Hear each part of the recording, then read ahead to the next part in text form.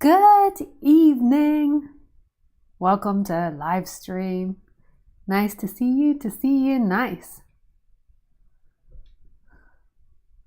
Yeah.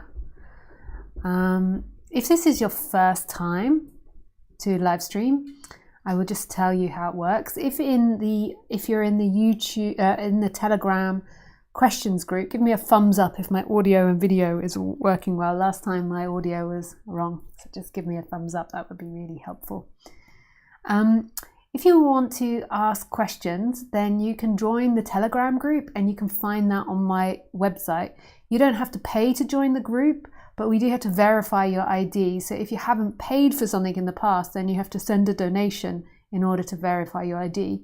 But if you find that's too much and you can't donate anything, the minimum is €3, which is set by the donation system, then you're super welcome to ask my organizer to refund you after they've donated. It's just that we have to capture your ID to make it secure, and so we can like wipe out and stop harassment.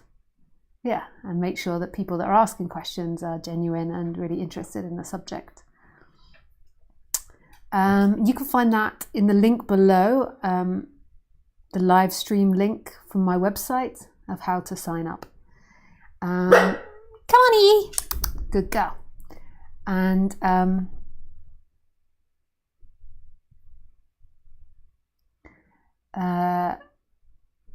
what else is there? If you want to join a private talk, which isn't recorded or put on the internet, and ask questions, then you can do, and that's every Sunday once a month. There's one tomorrow, the 5th of November. And again, you can find that on my website. Also, we're just about to announce the Easter retreat. So if you want to get updates about that, then sign up to the newsletter on my website, and you'll be updated when that goes live. Woohoo! It's taken us a lot of time to find a really perfect venue that's suitable for everybody, price-wise, and yeah, we're happy with the results.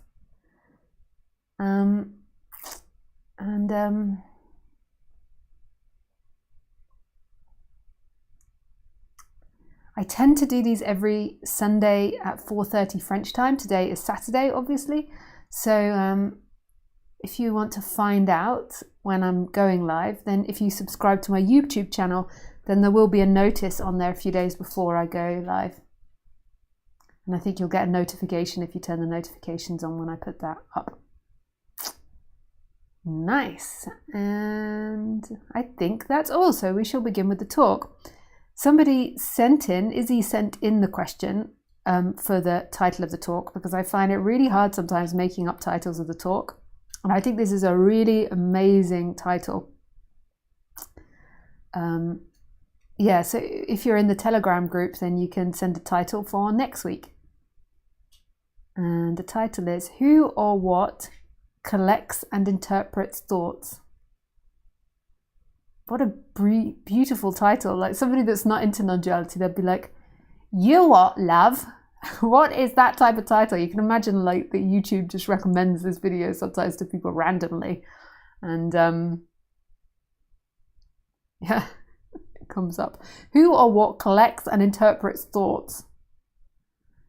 What is the people that maybe they click on the video just because they're interested in that. Oh yeah, and also to let you know, I also have to start putting ads on my video. I'm so sorry for doing that. I've tried to put it on as minimum as I can, every 30 minutes. If it's not every 30 minutes, comment in the box below. And I will try and see if I can fiddle with the settings again. It's always a delicate balance. Like, I try not to use this platform to like rank up subscribers and followers and get lots of views. But at the same time, I'm aware that if YouTube suppresses my videos, then there won't be anybody watching my videos. And I just think this is such a beautiful subject. And I also think it's really important the women voices are out there.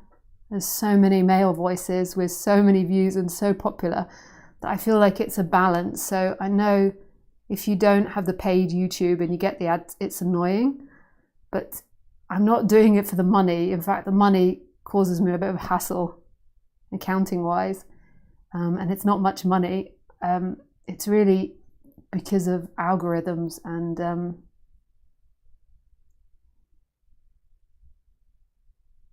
trying my best to not overdo any form of advertisement and then not be suppressed. Yeah.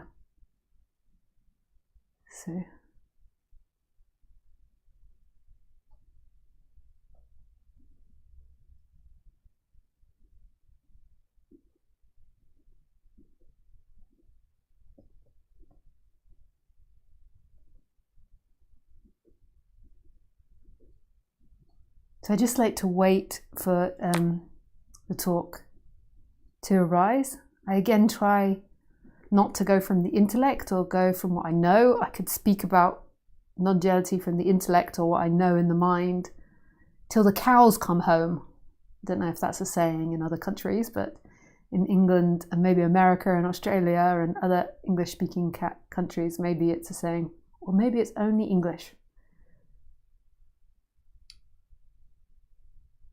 Or British. Yeah, I try to let the talks come spontaneously. So I try not to think about it, and I feel my heart and put my attention there and wait for energy to move me from that place, which feels very close to the infinite.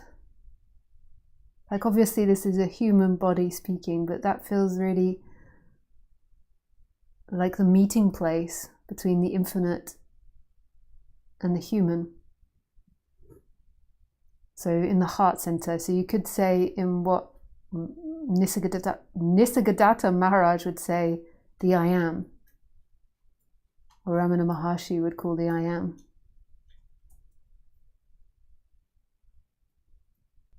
And that's a practice that everyone can do. It's a practice that I did, and I do.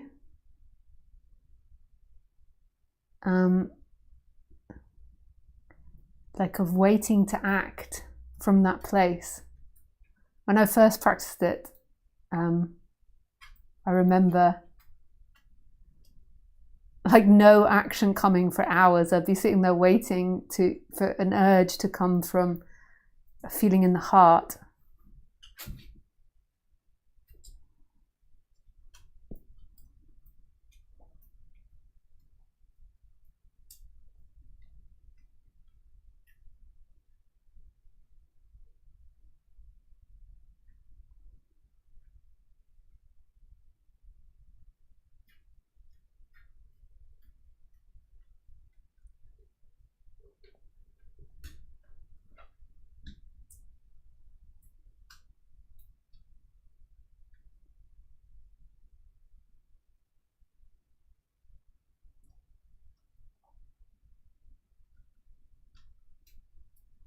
And this is on the human level, what I feel is like my true self. And sometimes I go into old seeking patterns where I jump out of that place and I go more into a mental conceptualization to images or stories. But I feel like this is my most true self on the human level and like the absolute. It's like where they meet. Nisargadatta Maharaj says, to know myself as nothing is wisdom. To know myself as everything is love. And in between, my life unfolds. And I kind of feel like the I am is that in between. The feeling of the I am in the physical body.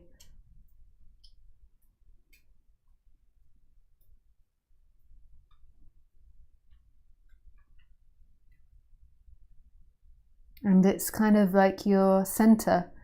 And through this spiritual process, there's kind of a sinking into that, and then action is coming from this like place of the I am, you could say, which is like the doorway to nothing and everything. A friend once said to me, it's like the angel, like the I am is like the angel, like it has one wing in nothing and the other wing in everything, and then it's kind of like acting in this life, like the angel's body is acting in this life. Ramesh Balsekar used to say another beautiful metaphor of Jesus on the cross. So you've got the vertical line, which is everything, which is nothing and everything, which is the infinite. So the cross vertical line is the infinite, and the cross horizontal line is the timeline of the person. And then Jesus Christ is hung on the cross, and his heart is in the place where they both meet. Oh my goodness, that's so insanely beautiful. Oh.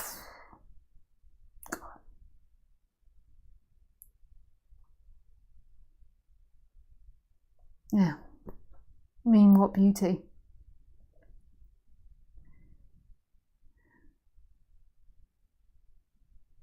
And it's kind of from that place that life unfolds, the meeting place of nothing and everything, which is, you could say, the I am or beingness.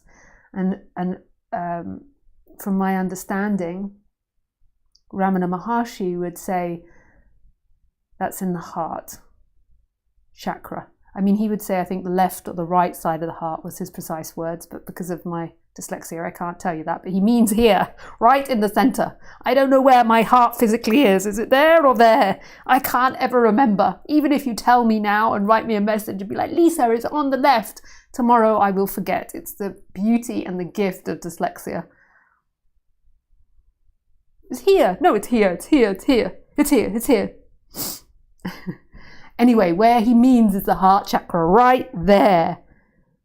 Right there. And when you really like go into it and like touch it at its depth, that right there is also everywhere simultaneously. So it's pinpointed here and everywhere simultaneously. You could also say that consciousness is like this as well. But we're not going to go into that one today. The consciousness part. The consciousness and the I am, they're like best friends. They like together.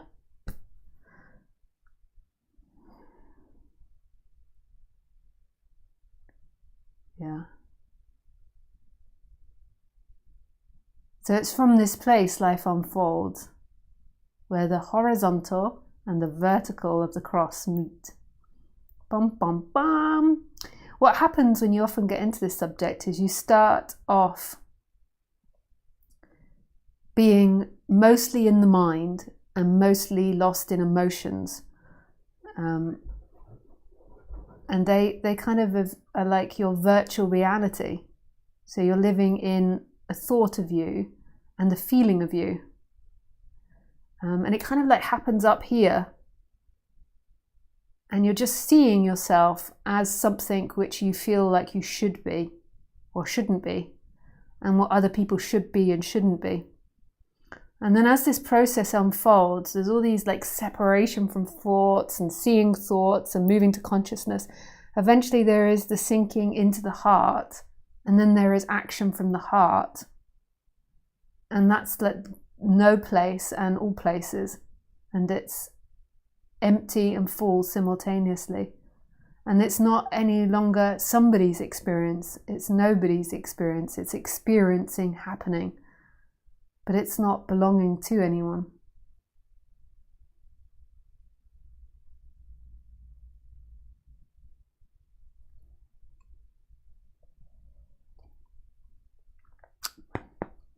Sometimes this subject can be really confusing, so if you're new to it, just hang in there.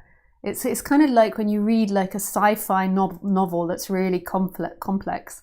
Like at first when you get into sci-fi or complex novels, you first of all like want to know everything. You're like, okay, go back, let's write this character down. Okay, let's get a list of characters, I must know this. And then eventually you just decide to trust the writer, and you kind of like give up like trying to hold on to everything and understand all this world being created and these different characters and storylines. And you kind of suspend your need to know and follow and trust the writer, and then allow it to come to a crescendo on its own. Well, that's what it's like for me when I read complex novels. Well, I don't read so often. I do read, but I tend to listen. Sorry, my honesty is wanting to stick its little face out. You can't say you read. People will get the wrong impression. Yeah, listen, you lazy bugger.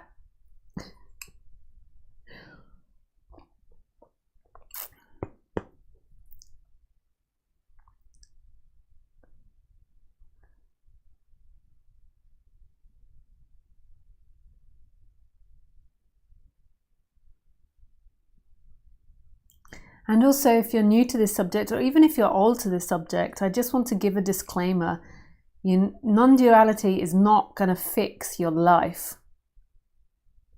You know, if you're having relationship problems, or you're having panic attacks, or having problems making decisions about things, whatever the problems are in the flow of life, you can, you know, go to a therapist. And go to someone that specializes in this. Non-duality to me does end suffering, but it's different from ending problems in the flow of life and ending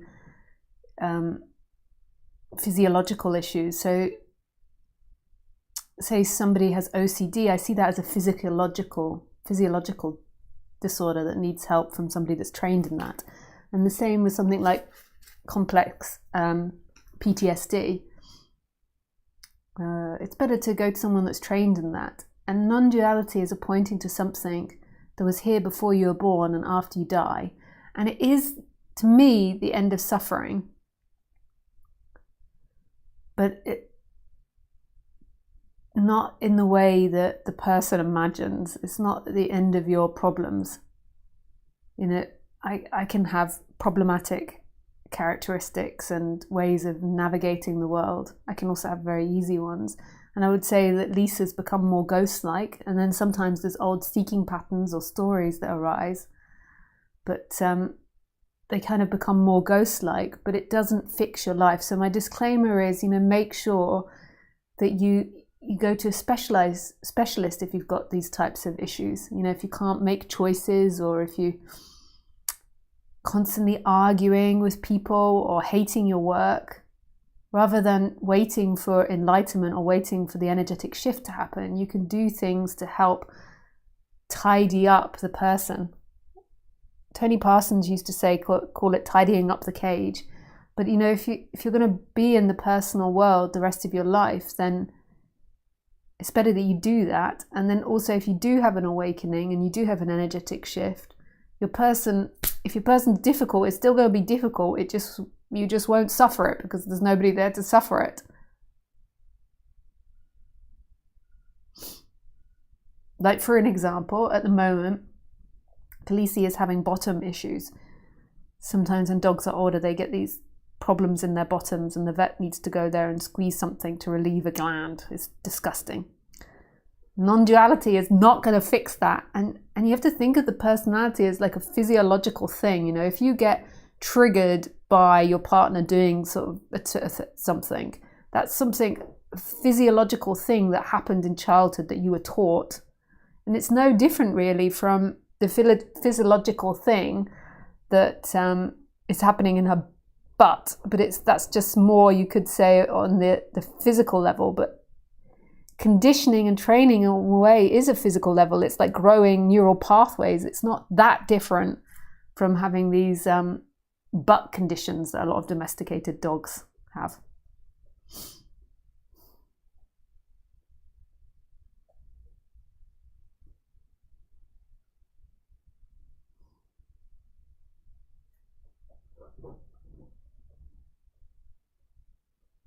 Yes, that's my disclaimer. So that if I say the disclaimer, like I'm saying it for you out of compassion for you, but I'm also saying it for myself so I can just really go with it with a non-duality. and not having to keep going back and saying, but don't use this as an excuse to screw up your life, to sit at home. Like often I meet, young people thinking that I'm saying it's okay to sit at home in depression, and that's, like they're meditating and that they're breaking through the pains of their ego. I'm really not saying that. That's often personality issues, and then you're just using non-duality to validate that and feel better about that. Yeah. Okay, that's the disclaimer over. So now I will go to the title of the talk.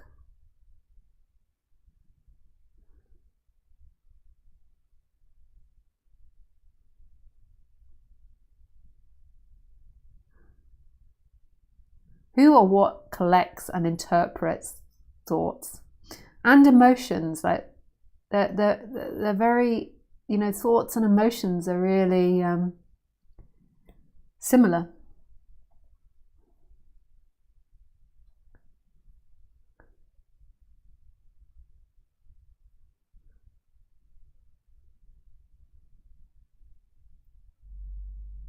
I mean, sometimes in a way, emotions are more intense because it's like puffs of colors put into the sea of life. Like if you imagine dropping color into water and suddenly the water looks red, like emotions are like that. They're so intense. You feel afraid, and that feels really real to you. So who or what is it that collects it?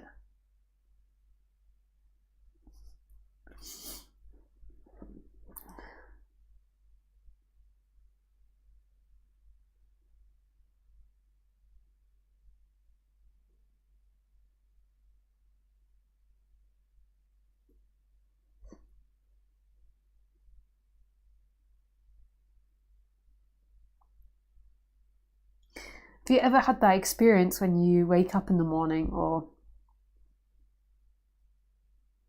maybe when you're meditating or on some form of drugs, and you suddenly have to remember where you are and what you're doing and who you are? I mean, this happens to me just regularly during the day.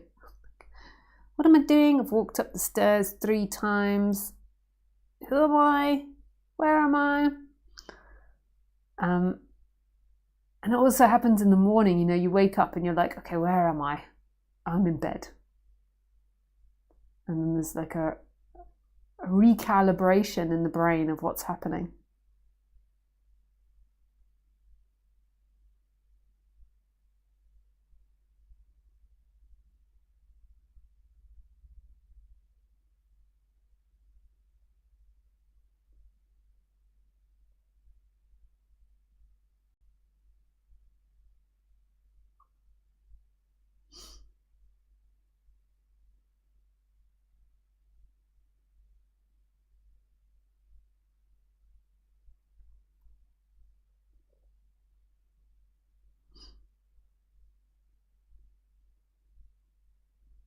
Calibration, prior to you remembering who you are, there is the beingness, there is the I am, the sense of being alive, the most intimate sense of being. You don't feel like you've jumped into somebody else's body or having someone else's experience. You feel intimately yourself. There's this intimate beingness, what I would call the I am, and this empty looking as well, both together. And then the mind comes in and thinks about and re-narrates who you are. So there's 2 things that's happening, I think, and from what I've learned from other teachers, is there is the natural narrating of who you are, which helps you navigate your environment, your social obligations, your financial obligations.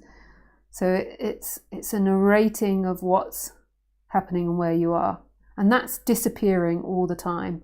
So you're sitting on the sofa and then you're no one, and then that comes back when more complex action's needed. And that's, you could call that like a personal awareness. And to me, that's a functioning that's happening that allows us to understand how to do things like write a check or open the garage or sit on a seat. Maybe not sit on a seat, but maybe turn the seat so you can look out of the window. Like there needs to be a you understanding where you want to look in order to navigate where to put the chair, whereas a dog can't think about a view it would like to see because it doesn't know who it is. It's not having that narration. So it's a lot more simpler experience. And I would call that personal awareness. And I don't know what personal awareness is. It's a functioning of the brain, but I don't know what it is. I don't know what functioning is. I don't know if they'll ever find it. But it kind of has the ability to pull on thoughts in any moment, to be able to narrate enough and give the experience enough of your body being here in relationship to other objects. Then you get what a lot of spiritual teachers call the ego, or the separate self, which is then this next energy on top of that, which claims to be the personal awareness. So there can be personal awareness when it is nobody's. So personal awareness can be a functioning, but it doesn't belong to anyone. So personal awareness can arise, but there isn't me who has personal awareness. There is just the ability to know that this afternoon you go to see your mom, or you go to pick up your mom from the airport. And that it's kind of, I suppose, narrating your environment. And that can disappear. Like, so if you deeply meditate, or you're sitting still, you're doing very simple actions, you can lose all sense of personal awareness. It's in no way a prerequisite with the body, but it's definitely needed for more complex action. Then you have this ego, or the separate self, which believes it is the personal awareness. So the personal awareness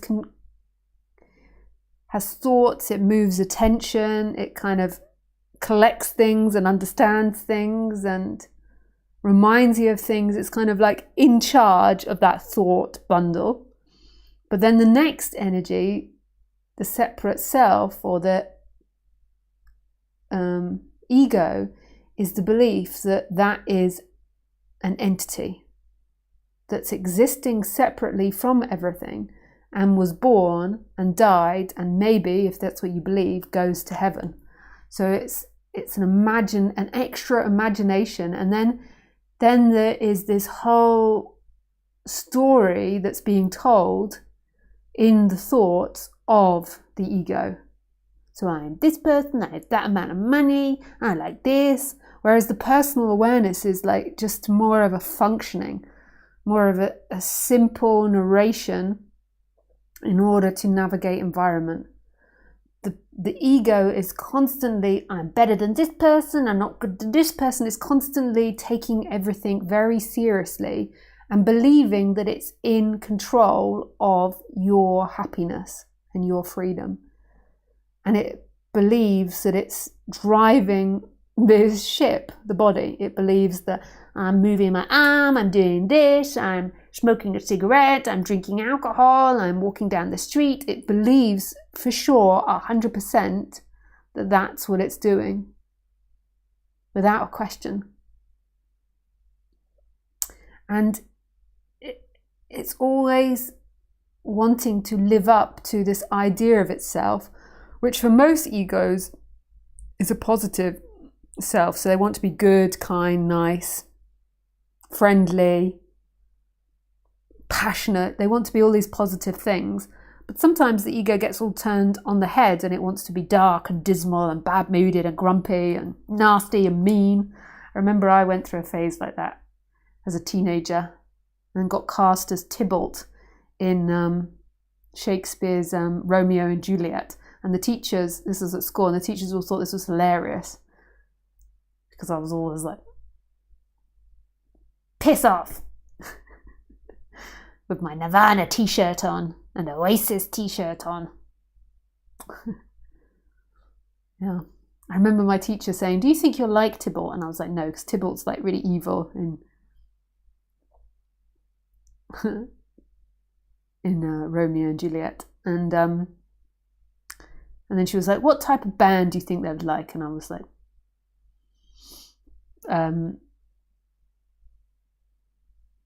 pulp, I think I said, or something like that. And then she's like, do you like pulp? And I was like, yes. What type of film? Pulp Fiction. Do you like Pulp Fiction? Yes. And so she was like, so it seems like you have a lot of similarities. I was very superficial though. I'm not a sociopath that then goes and kills. I can't remember who Tybalt kills. And then I got killed.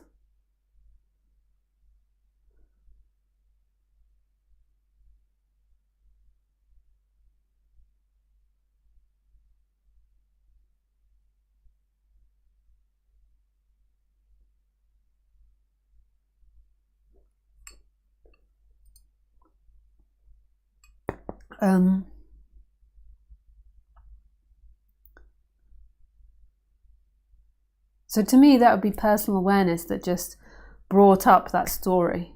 So there's memory, and then personal awareness fits it into the Lisa character. The ego, though, is always trying to be something, and it's always holding an image in its mind of what it's trying to be. And it's always kind of looking at itself once removed. It's super interesting. So, and it kind of makes its life very complicated. So if it's out socially and people laugh and mock it, it can then spend months re-narrating inside of the head, like how you put everyone down and what assholes people are and why they're bad, or narrating like how to fix it, re-going over the situation, because the ego feels threatened. You know, it's a sense of survival. It feels like the other people have threatened the ego, the image of who that ego wants to be. The ego wants to be successful and all good, and yeah.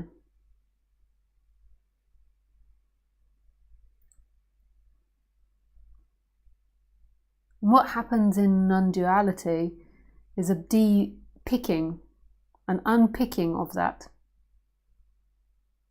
An unpicking of the idea that you are that ego, which is really intense, because if that isn't who you are, the story in your head, and you're not the personal awareness either, then who are you? Who is left? If you forget everything about yourself and you stop, there's a stopping of the story, what else could you possibly be?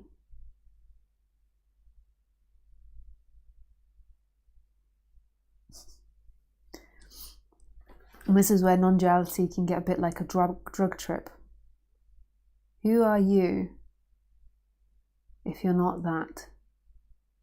If you're not what you tell yourself?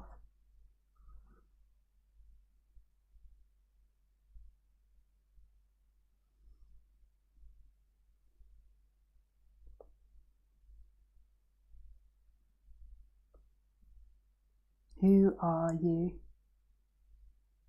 And this is where seeking comes from, and what teachers mean by seeking is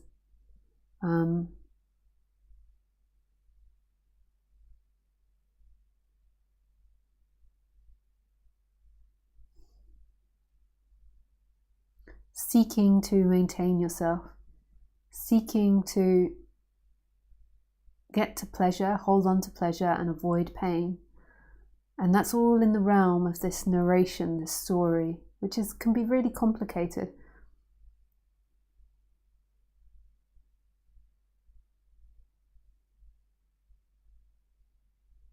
The ego might want to be seen as successful, so then it seeks that out. And what stories can be found? And the reason that it might want to be successful on the human level is because as a kid it was always a failure, and its parents always told it would never be successful. So then it seeks that in its life. So what a lot of people think is, okay, I've got to go and undo that and recondition that feeling of being a failure. And it's not actually reconditioning it, although you can. It's actually disidentifying with that isn't who you are. And that's the difference between therapy and non-duality. Therapy is about improving your story. So if there's that story like I'm a failure, you know, like because your parents kept telling you you're a failure. Therapy is about identifying that and then trying to heal that. Whereas non-duality is seeing that that isn't true and that success isn't actually what you're looking for, although go for success and act out that desire. What you're truly looking for is presence, is I am and beingness, and coming back to that and acting from that place, acting from your authentic self, which is right in between nothing and everything. You could say the I am, acting from that place of I am. And that also then might be to want to be successful, but it's not trying to be successful to fulfill itself. It's at home. And it might even be that it wants to be successful because as a kid it was never successful. There's nothing wrong with that. That might be the way of it. But it's the disidentification and the deep knowing that success won't bring you freedom.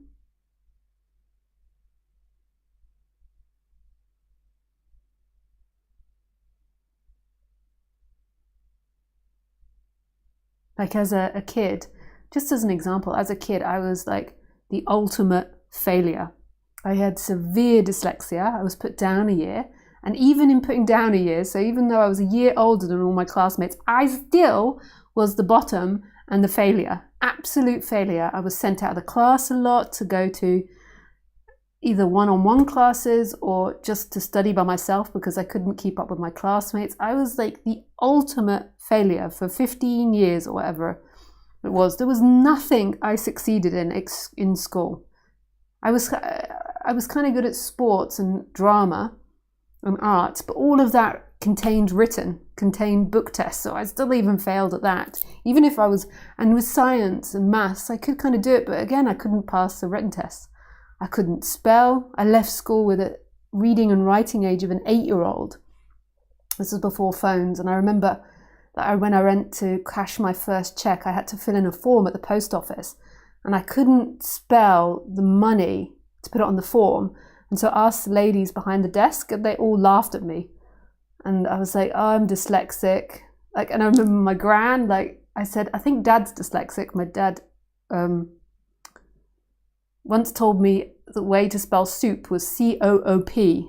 If you're English speaking, you're real, and maybe if you're not English speaking, but if you can spell English, you know that that's not the way you spell soup. And yeah, he just had terrible speller and lots of similar difficulties that I had. And I said to my gran, his mum, I think Dad's dyslexic. And she went, Achai, Lisa, no, your father's not stupid. And I'm just like, oh, so I am. I was the ultimate failure. And like, one thing I love is creative writing. And I love reading, which is so ironic because that's what I failed the most at school. And in my creative writing, is there an element of proving that I can do it? You know, like, and I'm sure there is an element of that. I don't think there's much of an element of that, but I think I'm sure there is. You know, like when sometimes people read my stuff and they know about how bad my dyslexia is, and I see the shock on the face, there's a little part of me that's like, you think dyslexics are stupid, don't you? Take that. Like, so there is like a little element of that, I have to say, but that's not necessarily identity. That's just part of the conditioning of these robots. And identity is believing that that is who you are and that you'll find freedom in it. You will not find freedom in that. And that's the difference between non-duality and therapy. And I've been to so much therapy to get over the torture I went through at school. Like, I bring it up a lot in these talks and people criticize me for that, but I do it a lot for the dyslexic watchers, just like I bring up women issues, because I think it's a subject that should be talked about. If you have these differences than other people, then I feel like it's nice if you have the confidence to speak about it. I have no shame that I failed at school completely. I was the biggest failure. I left school with the worst GCSEs. The worst GCSEs. I only went to university because it was all on practical. I went to a practical university. Yeah.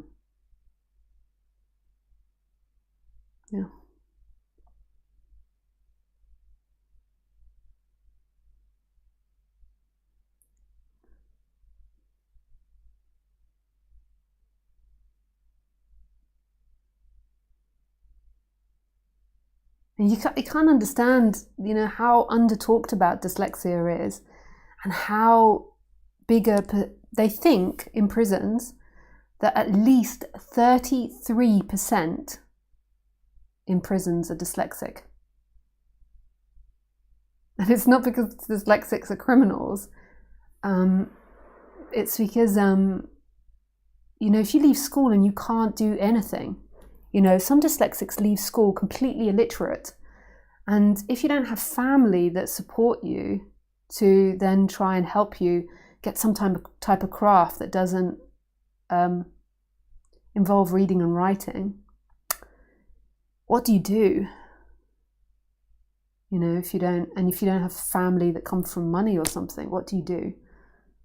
And then also the low self-esteem. You haven't really got much options for survival. So, criminality is often a way that goes, and that's what they reckon it is currently. But most of the people that are dyslexic are also not diagnosed. And I know I said this before, so to regular people, they're like, oh, for fuck's sake, so get over this. But I think it's so important to speak about. Who do you know that speaks about this? Yeah.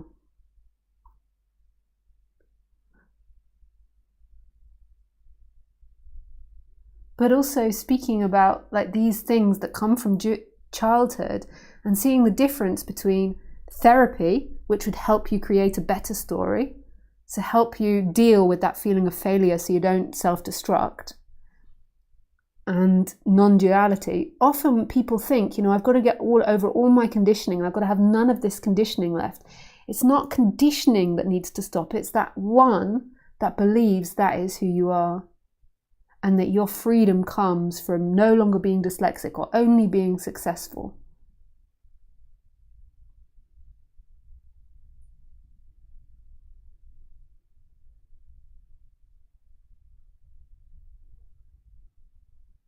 I hope that makes that clarity and helps with the answering the question.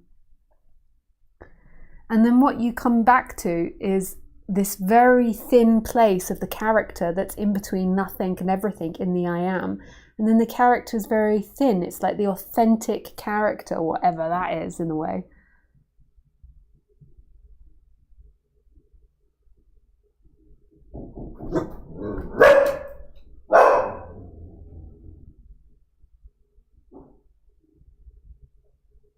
Oh, somebody's just arrived at my house. One moment.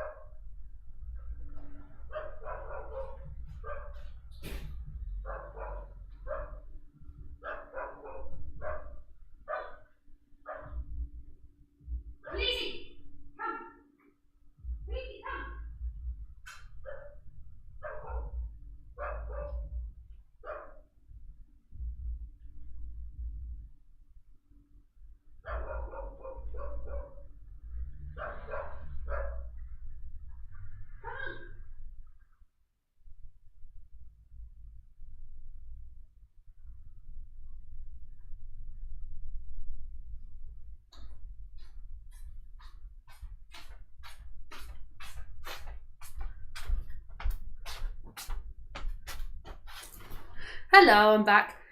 That was the most aggressive delivery, people. They were not leaving until I took the package. That was so funny.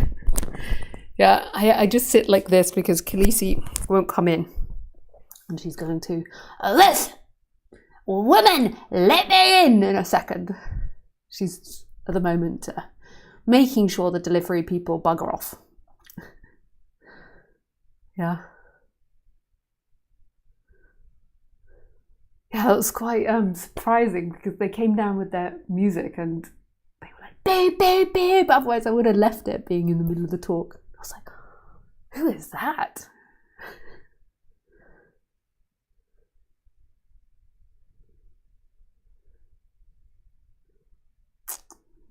Yeah, okay, so I answer questions now.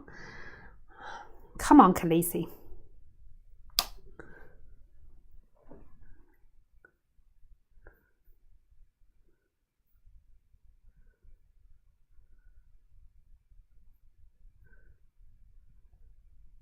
Where is Khaleesi?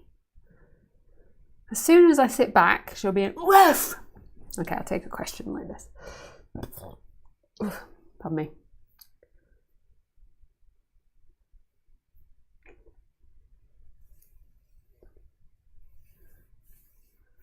Yeah, thank you, Osborne. So Osborne, he's put some questions from his channel. His channel is called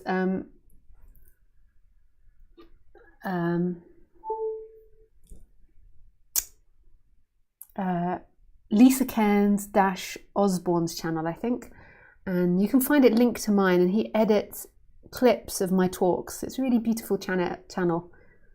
He does such a nice job. Okay. Here are some questions. It's called Lisa Cairns Clips, Osborne's channel. That's right. Shine asks, what about pain, emotional or physical? Who's feeling that, or is it just an illusion?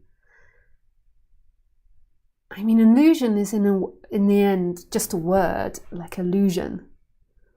That really has such a strong impact on us. This idea of this illusion, you know, like a magician, you know, cutting someone in half.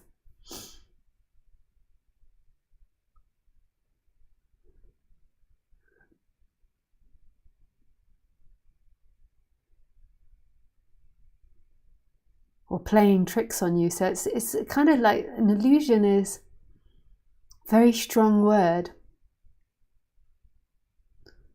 But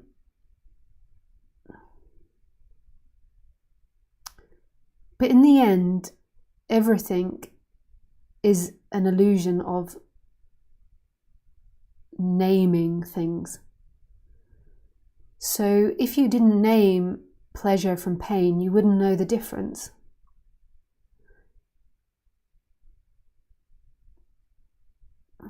And also the experience of the sensation.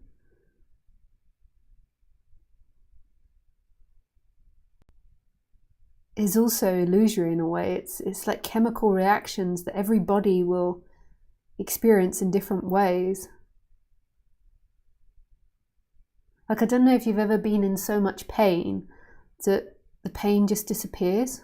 We have this thing in our body where it stops telling it. So it's like, you know, an interpretation of the brain. It's like lots of chemicals happen, giving the appearance of something. Like if you think of a plant in a way, like the plant isn't ultimately the plant. The plant is made up of water, of soil, of minerals, of vitamins, of sunlight, of stem, leaves. I don't know what else it's made of. And then we call it a plant, and we can kind of say like that's an illusion, because ultimately that's not what it is. But in a way, our communication says that's a plant. Our communication says this is a plant. But when we go into it and we break it down, we realize actually it's not. You could call it an illusion. And it's the same with the physical sensation of pain. Khaleesi's barking now, 1 second.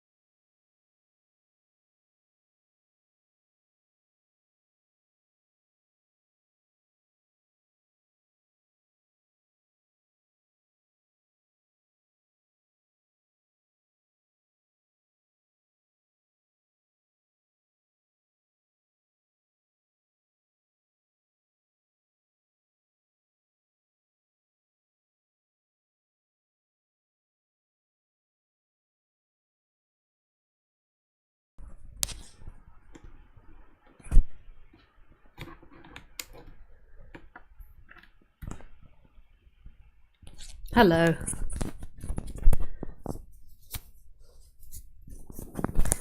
Yeah, I've got it. So you could say that is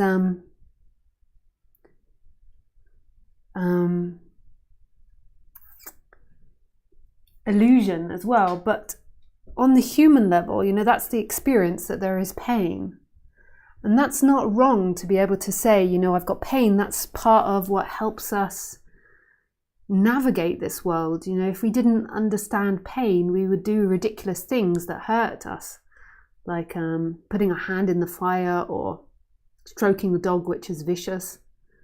So our understanding of pain is something that seemingly helps this functioning and this life. So yes, it's illusion, but it's also seemingly the way this world is made up. And just remember that illusion is such a strong word. And in the end, this isn't about taking on new ideas.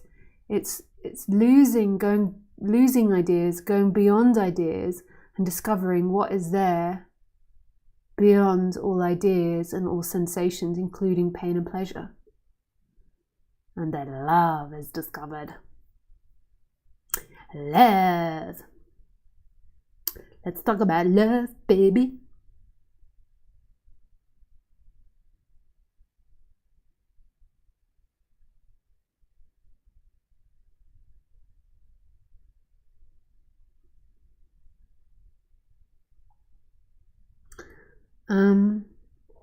Okay, another question. Okay, let me set back again. Hopefully there's no more delivery people. It was actually Khaleesi's stairs that arrived. Khaleesi is becoming an old lady, and her joints are very sore. So I'm trying to buy her these stairs so when she jumps on and off things, like gets in and out of the car, it doesn't hurt her back. But knowing Khaleesi, she's going to be afraid of the stairs and never use them, and see me as some type of torturer for trying to get her to use them. If you have an animal, you know what I mean.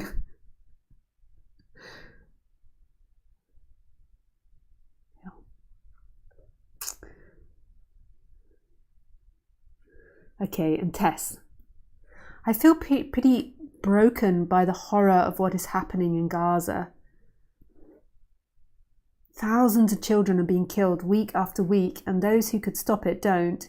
It shakes me to the core that this is possible for human beings. How to comprehend that kind of evil?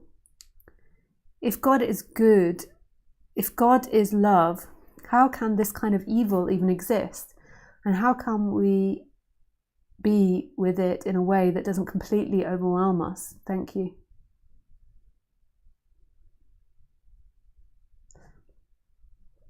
From the point of the I am, from the point of beingness in this moment, there is no war in Gaza. I've said this so many times, and it hurts my heart saying it because it's drastically misunderstood. But there is no war in Gaza. There is simply what's happening. There is an imagination appearing in what's happening of a war in Gaza. And with that imagination, there is all types of feelings that happen. Of kids dying, of terrible atrocities. And I'd cry my eyes out whenever I see a news report of that. It's so sad. But this is non-duality. And the truth to non-duality is that there is no war in Gaza. What is here? What is happening now? The war in Gaza is in your imagination. When you really see this nowness of everything, then there is love. And that includes the imagination of the war in Gaza. And then if you were actually in the war in Gaza, includes the war in Gaza. God's not based in time. God's not based in thought. Not based in if this is good or bad or right or wrong or death or birth. It's beyond that. And it doesn't have a human reasoning that says this is good and this is bad. It doesn't judge. It's absolute unconditioned love. It doesn't satisfy the person. It's not satisfactory. the person really needs to understand that so it can try and process and let go of that. And that would be something you did in therapy, and that might be a healthy thing to do in therapy. But from a non-duality perspective, where is the war in Gaza? Where is the war in Gaza?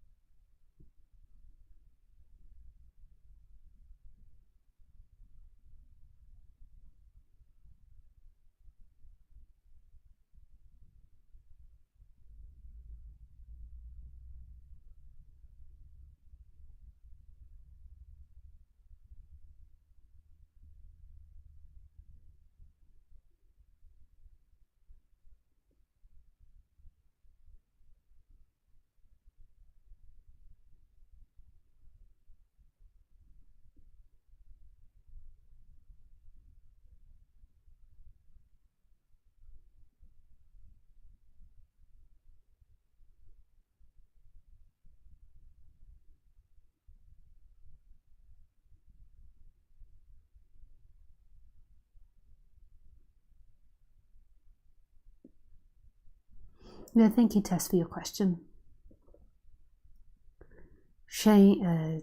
Pony asks, I am no one. I never felt a sense of self. Maybe that was right, feeling like I am this person. This is what I am going to do with this life. This is what I am about. This is the impact I'm going to have on the world.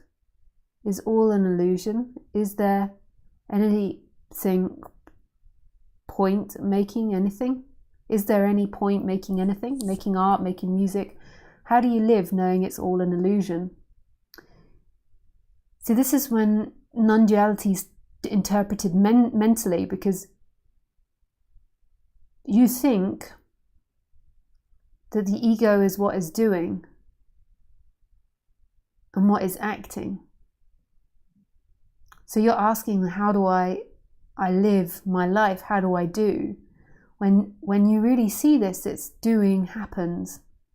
You know, you come back to the I am, and from that place of I am, that place in between nothing and everything, doing happens. Urges in the character's world appears to create art, to write, to sing, to have children, to make art, to go to the toilet, to eat your food, to clean the house, or not to clean the house, to spend money, to not spend money. The person thinks it's all about them, that they act, and that when they're acting, it's a story. So I make art because I want to be rich and famous and successful, and then they have an image of themselves of who they're going to be in the future and what that's going to give them.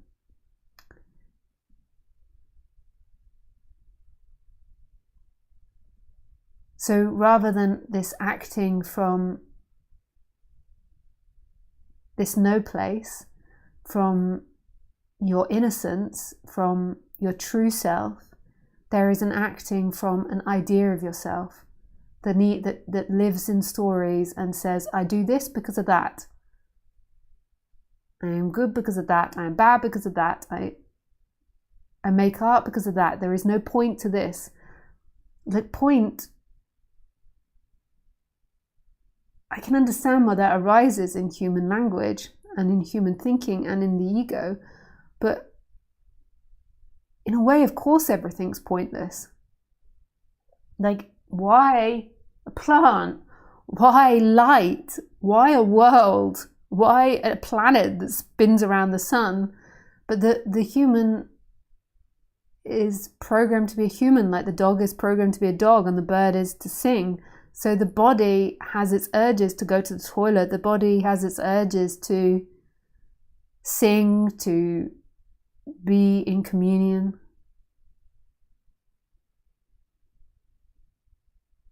So maybe you could try pony, just sitting there and acting from your heart, from the sense of I am, waiting for an urge to arise from that place rather than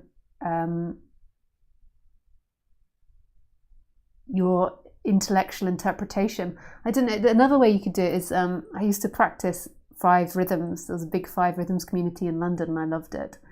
And it's like one of the biggest practices, I think, in 5 rhythms, although I'm no expert on it, is letting the music dance you rather than you dancing to the music. So it's like you listen to the music and you let it move your body. Maybe you can try that. You put on music and let the music move your body rather than, going from what you've been taught or what you know or what you want to look like. Yeah. And then the practice, I think, of 5 rhythms is to then bring that into your day-to-day life. Like that freedom of expression.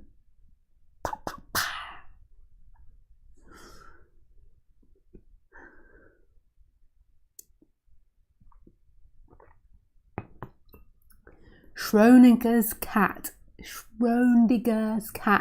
I hope I said that name right, asks, can a mental shift catalyze an energetic shift? Can concepts seed an awakening to the experience? The fact that we talk about this paradox would imply that we think it's important or helpful to do so. Or is it grace that we are all alluding to? And if so, what is that exactly? Thank you for your question. It's all grace. Grace wakes you up in the morning. Grace moves your arm. Grace does the ego. Grace does the thoughts. Grace makes the legs walk. Grace makes the heart beat. Grace does everything.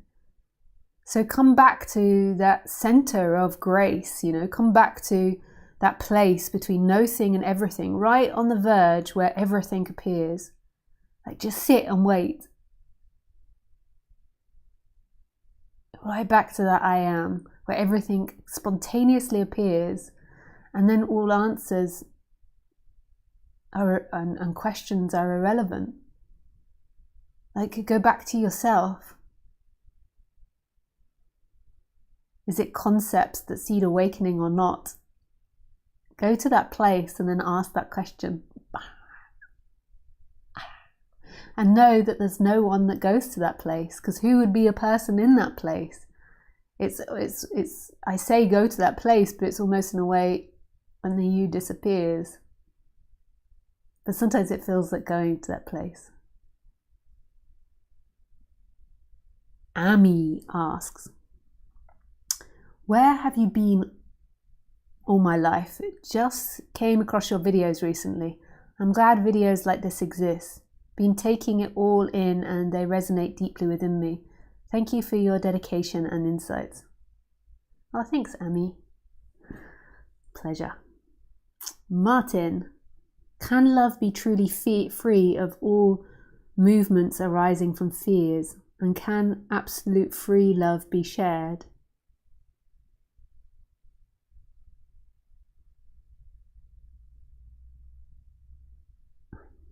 It's not about not moving from fears. Fears exist with the human body. It's going back to that place where the fear is initially arising from. So rather than looking at fear from your interpretation in a mental world of fear, of it happening to you, it's going back to the origin of that fear. Like going back to that I am, where fear is arising radically and freely, and fear is everything. So it's not getting rid of fear, actually. It's a total embracing of fear till everything is fear. Fear is part of the human experience.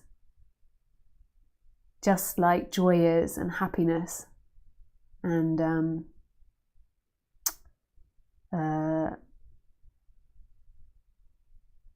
lust, and all other emotions. So you can recondition your fear, and you can change fears through doing therapy. But non-duality isn't about that. Non-duality is about the person that believes they are afraid. So it's not about getting rid of your fears adjusting them or maintaining them or keeping them small. It's the one that owns the fear until there is simply fear.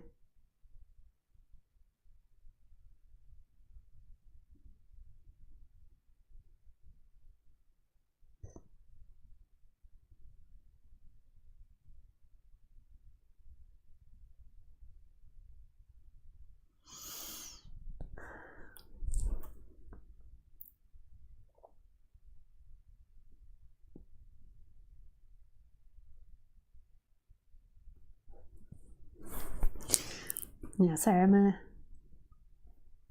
since the delivery person came, I'm a little not sitting my comfortablest, not sitting in the most comfortable manner, my most comfortablest.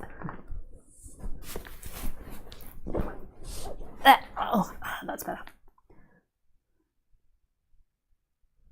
Yeah, I think that's the end of the questions.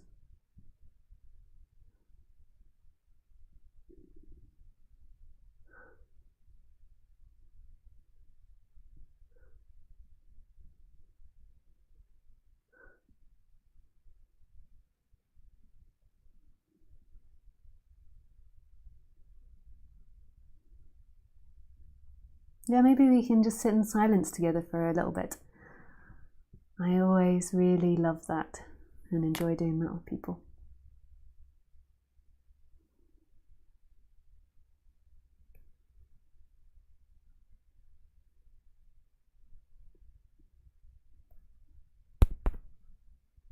You have to always check the microphone.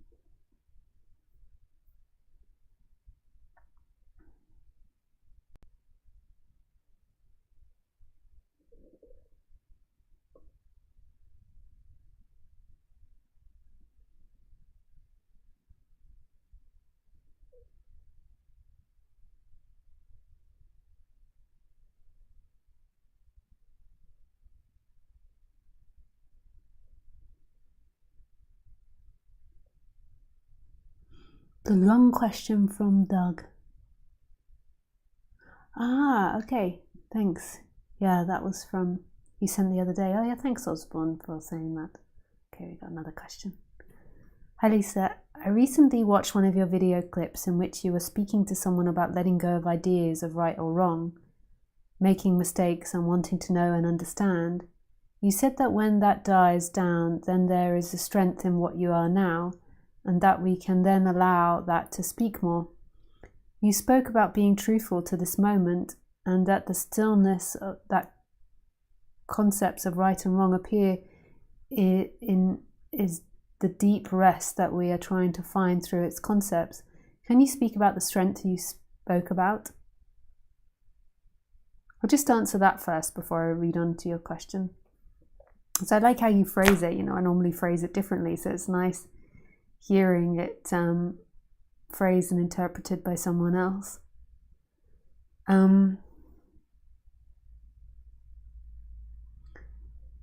So we have concepts in our society of right and wrong, which are changing, particularly changing with the evolution of the internet. But yeah, like 100 years ago, it was wrong for a woman to have a baby outside of wedlock, whereas now in Western societies, it's seen as wrong for somebody to criticize a woman that has a baby outside of wedlock. So, our society changes what's right and wrong. It's not a fixed thing like murder is wrong and giving to other people is right. That's just what our society comes up with and the way that humans choose to live.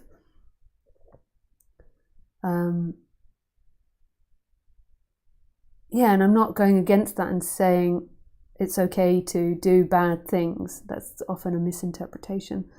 But these are concepts, and it's not that we have to get rid of our concepts and live without concepts. It's finding that place, like you say, of what you are beyond them. When you're really attached to right and wrong, it's like you're so focused in the story of you and what's right and wrong, then there can't be a hearing of this place that's beyond. If you're in your mind, then how can you know of this I am, which is in between the no thing and the everything?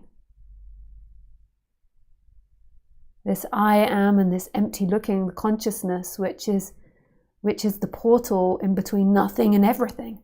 If you're stuck in stories of what's right and wrong and what you should do and shouldn't do, then that's completely out of focus. It's hidden. So it's not that you have to give up the ideas of right and wrong. Everybody, including people that have had awakenings and not, is going to have different interpretations of what's right and wrong.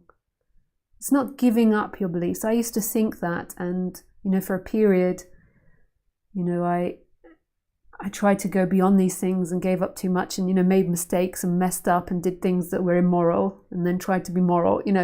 Made mistakes with that because I was exploring, and that's fine to explore. That's part of this. But it's not that you have to go beyond it. Like, to me, it's wrong to hurt somebody. Like, hurt somebody unnecessarily, like physically or something.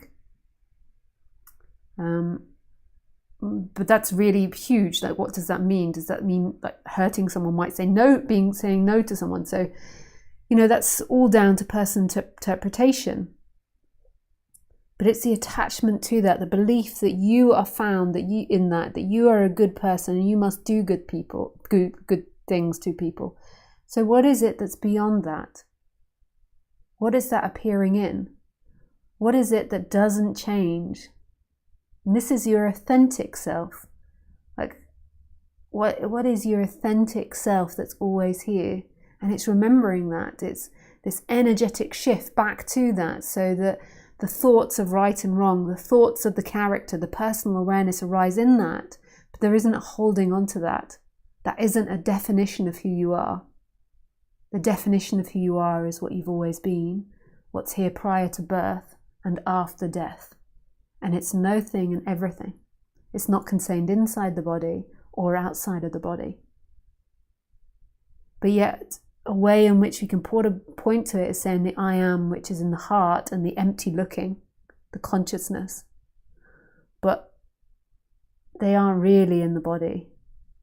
They're seemingly in the body and they're everywhere. It's like the body is a place in between. I mean, my words fail it.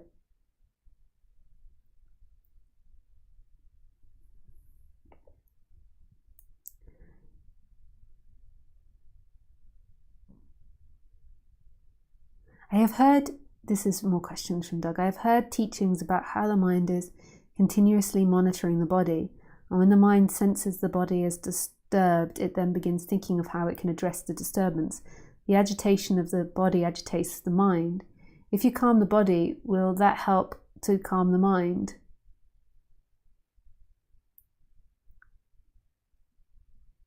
Okay, I'll just answer that question.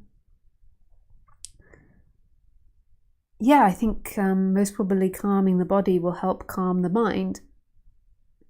But it's not about having a calm body or mind. It's just that when they're really disturbed, they feel the screen, they take all the attention. So it's not about not having problems.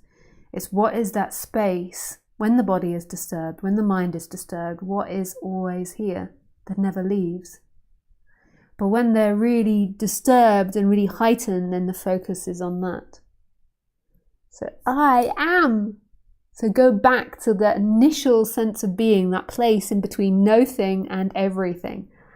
And you'll find out it's a place and it's no place. It's seemingly in the heart and yet it's not. The same with the empty looking. The empty looking is seemingly behind the eyes, but yet it's not. It's everywhere.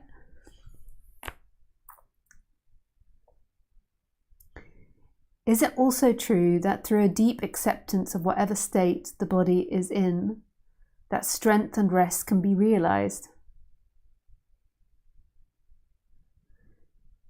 Yeah, I mean, what keeps the narration of you going is the seeking. So deep acceptance is the opposite to the seeking, is to feel the pain, is to see the disturbance and not try to resolve it in the flow, but to deeply accept what's happening. So it's like the opposite of momentum. So you could say, rather than it being an activity, it's a non-activity.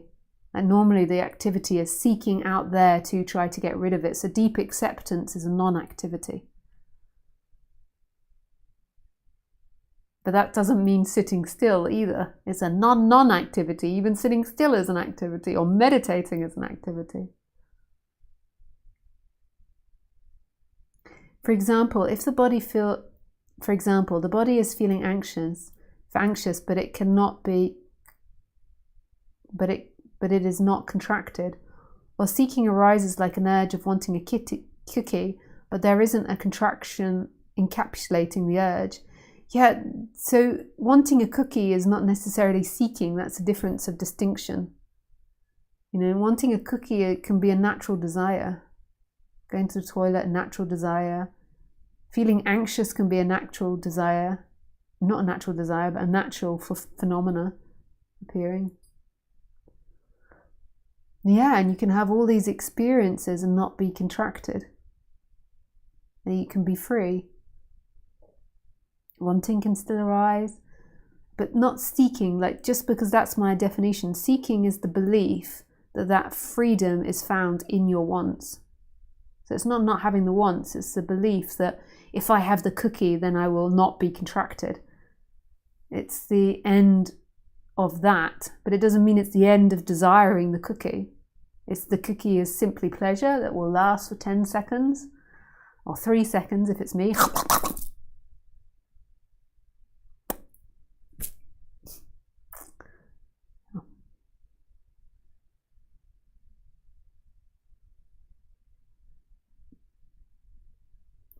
You have used the palms of your hands touching to illustrate consciousness being identified with the human character. You then pull your hands apart to illustrate a disidentification of consciousness from the human character. Since one of the ways the feeling of being the human character is through a contracted feeling in the body. If a person becomes aware of the contracted feeling in the body and the body then relaxes, is that an experience of pulling the palms, the hands apart? I don't know. I can't be inside your experience and diagnose it. You know, I could say yes, but I don't know what that is. It's so hard. When I become aware that my body is contracted, that seems to be all it takes for a shift to occur. Thinking stops, the palms separate, the heavy energy of identification dissipates, and there is freedom. You said in your recent live stream about Nisargadatta that after a person drops down into the body, that there can be then a shift to nobody, and then, for example, there is still fear, but it isn't your fear. Is what I've described with the contraction in the body, well, not permanent, the shift you're speaking of? I don't know, I can't go into your experience. You know, this is too much to ask me. You know, have confidence in your own experience, in your own interpretation. You know, find that out for yourself. Who is the one that's asking the question? And who wants to know the answer to that?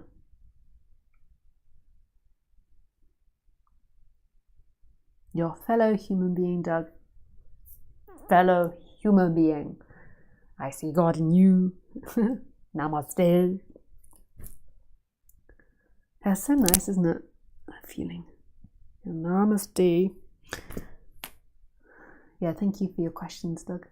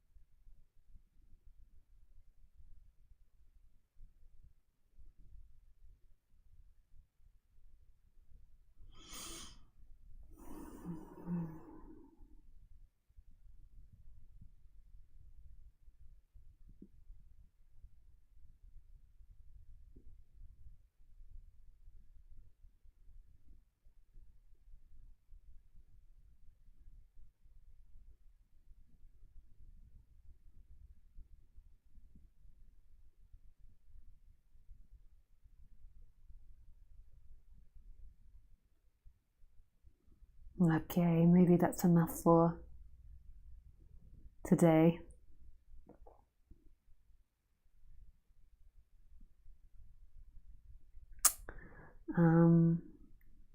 Yeah, I really, wish you everything. I just give some advertisements. Actually, it says ads will run shortly for some viewers. Okay, I'll just skip those ads.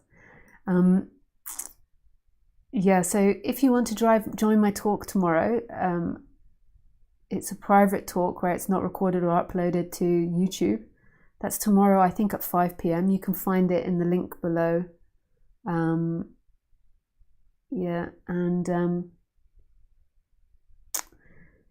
will be announcing a retreat soon. So if you want to attend it, then subscribe to my newsletter, and we will put it out in the newsletter when it's up on the website. I tend to do these talks every Sunday at 4:30 French time, but always check my YouTube channel to see on the live streaming section to see if there is actually one. There's also a Telegram group you can join to ask questions. You can find about that on my website. Yeah. And please make sure you like the video and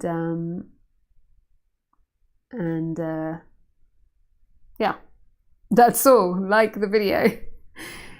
Yeah, I have to try and find a gentle balance between, you know, doing these types of things that YouTube want you to do and not doing them, you know, because obviously I don't want nobody coming to the talk, but at the same time I don't want to be like out there like seeking to get lots of people watching the videos. So I try to find a balance. Yeah. And I have to have ads on now, and I have to ask you to like the videos as well. Yeah, so thank you. And please comment if it's more than every 30 minutes, the ads. I am trying to make it the minimum that can be, which is every 30 minutes. Yeah.